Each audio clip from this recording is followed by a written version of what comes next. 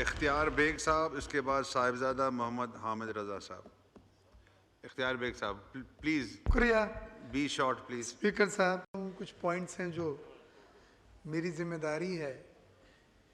एक business community की नुमाइंदगी करता हूं तो उनका पॉइंट ऑफ व्यू देना इस सेंसिटिव इशू के ऊपर। आज मेरे साथियों ने जज्बे की बात की, यूनिटी की बात की। हर एक ने अपने अपने अंदाज में अपने जज्बात का इजहार किया। सबसे पहले तो मैं कौम को मुबारकबाद पेश करता हूं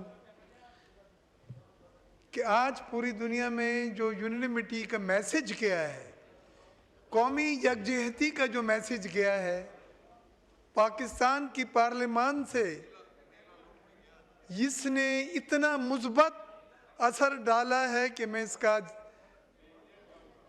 लफ्जों में बयान नहीं कर सकता। सर थोड़ी देर खामोश प्लीज। सर, इंडिया ने हमें 3 तरीके से डैमेज करने की कोशिश की।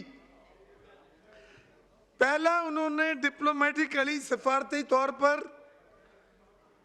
आइसोलेशन करना चाहा, लेकिन अल्लाह ताला का करम है कि चाइना, रशिया, टर्की, मलेशिया और ईरान के फॉरेन मिनिस्टर भी आए हुए थे। उन्होंने पाकिस्तान को सपोर्ट किया और इंडिया को किसी मुल्क से भी कोई ऐसी एग्रेसिव स्टेटमेंट तक नहीं मिली है जो पाकिस्तान के खिलाफ जाती हो।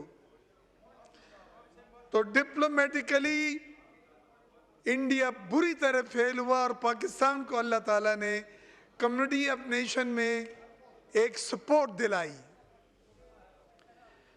फिर इंडिया ने इकोनॉमिकली कोशिश की हमें डैमेज करने की। आईएमएफ के पास उन्होंने लेटर लिखा कि हमारे प्रोग्राम को सस्पेंड करें और हमारा सेकंड रिव्यू जो जा रहा है उसको मुअत्तल करें। पहलगाम हादसे की वजह से आईएमएफ ने कैटेगोरिकल मना करा इंडिया को कि this thing has nothing to do. फिर वो एफएटीएफ के पास गए कि पाकिस्तान को दोबारा ग्रे लिस्ट में ले। जीएसपी प्लस की जो सहूलत है यूरोपियन ममालिक की ड्यूटी फ्री की, उसको ख़त्म कराने की बात की। लेकिन अल्लाह ताला का करम है कि किसी जगह भी वो इकोनॉमिकली डेंट हमको नहीं पहुंचा सका। तीसरी चीज जो इंडिया ने हमें डैमेज करने की कोशिश की थी और उसका बड़ा मान था, उस पे बड़ा जोर था, वो डिफेंस इंडिया का था। और जिसमें राफेल तैयारे के बारे में मोदी कहता था राफेल तैयारे को आने दे फिर बताएंगे। ये वही राफेल तैयारे हैं कि जिनका इलेक्ट्रॉनिक सिस्टम जाम हो गया था और वो अपने ऑपरेशन नहीं शुरू कर सके।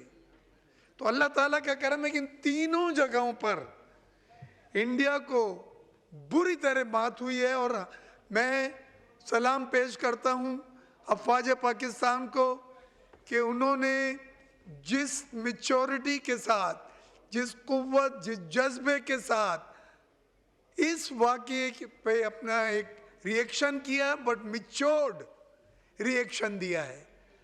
कल आईएसपीआर की जो ब्रीफिंग थी, मैं समझता हूँ उसे तमाम सियासी जमातों को अटेंड करना चाहिए था, क्योंकि ब्रीफिंग के माने होते हैं कि आपको सूरत हाल के ऊपर ज़्यादा से ज़्यादा इंफॉर्मेशन दी जाए जो हक़ाइक़ पे मबनी हो, ताकि आप सही फैसला कर सकें, कौम के लिए सही फैसला कर सकें, कौम के लिए सही फैसला सकें। उसमें शिरकत ना करना मेरे नज़दीक एक कोताही हुई है जिसकी हमें तलाफ़ी करनी चाहिए। लेकिन आज मैं अपने तमाम साथियों को तहे दिल से मशकूर भी हूँ और मुबारकबाद भी पेश करता हूँ कि आज इस पार्लियामेंट का जो मैसेज गया है, हम जब आ रहे थे इजलास के लिए बाहर टीवी वाले पूछ रहे थे, यकीन करें मेरे दिल ने कहा था कि यूनामिनस रेजोल्यूशन पास होगा। और आज अल्लाह ताला का करम है कि हमें एक यूनामिनस रेजोल्यूशन पास हो। आखिरी चीज सर, मैं समझता हूं कि ये कौम ने जो नेशन बन के तमाम इख्तलाफात भूल के हम एक हुए हैं, इस मिशन को आगे लेके चलना है।